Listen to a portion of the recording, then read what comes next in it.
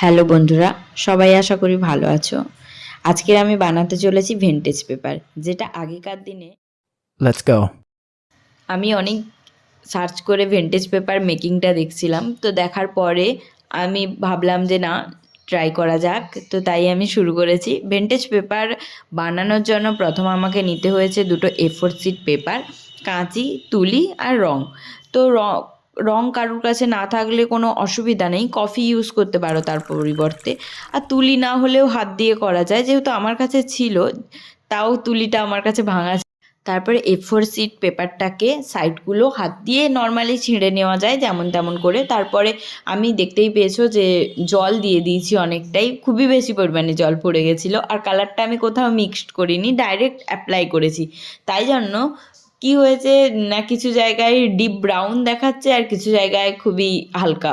তো তাই জন্য আমি আর একটাতে ট্রাই করি, বাট আর একটাও ওরকম হয়ে গেছিলো। তারপরে আমি ড্রাই করতে ছেড়ে দিই নর্মালি। ড্রাই করার পরে ছিঁড়ে গেছে, তো আমি বললাম না, আরও একবার ট্রাই করা যাক।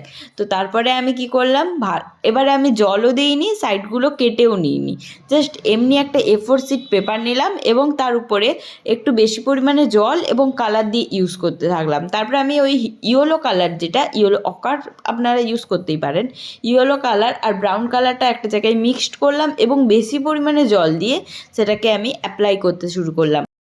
আমি এই কালার অ্যাপ্লাইংয়ের প্রসেসটা 3 থেকে 4 বার করেছি। প্রথমবারে ব্রাউন কালার দিয়েছি এবং পরেরবারে ইয়েলো কালারের সাথে মিক্সিং দিয়েছিলাম, যেটা আপনারা দেখতে পাননি। আমি আবার যখন কোডিং করছিলাম তখন দেখতে পাচ্ছেন এই কালারটা খুবই সুন্দর এসছে, যেমনটা ফোনে দেখাচ্ছে অ্যাকচুয়ালি সেরকম এসছে, আরও একটু ব্রাউনি। তো খুবই মিষ্টি একটা কালার চলে এসছে, যার ফলে হ্যাঁ, এবার বোঝা যাচ্ছিলো হ্যাঁ অবশ্যই হতে চলেছে হয়তো কিছুটা। তো যাই হোক, আমি খুবই হ্যাপি ছিলাম যে এটা যাতে না ছিঁড়ে যায়, এটাই প্রে করছিলাম। যাই হোক, এটা ছিঁড়ে যায়নি অবশ্য শেষ অবধি। তো এটা কন্টিনিউ চলছিল। এটা 3 বার থেকে আমি 4 বার কোডিং করার পরে ছেড়ে দিই জাস্ট। যাওয়ার পর শুকিয়ে যায়, শুকিয়ে যাওয়ার পর আমি এমনি নর্মালি হাতে দলা পাকিয়ে নিই কাগজটা দলা পাকিয়ে নেওয়ার তারপরে আমি একটা মোমবাতি জ্বালিয়ে নিই এবং সাইডগুলো হালকা করে পুড়িয়ে নেওয়ার ফলে একটা শেপও চলে আসে এবং দেখতেও খুবই সুন্দর লাগে।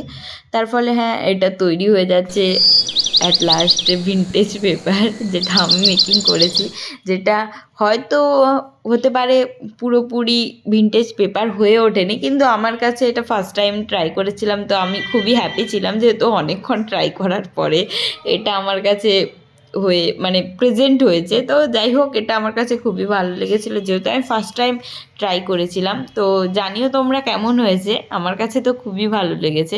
যদি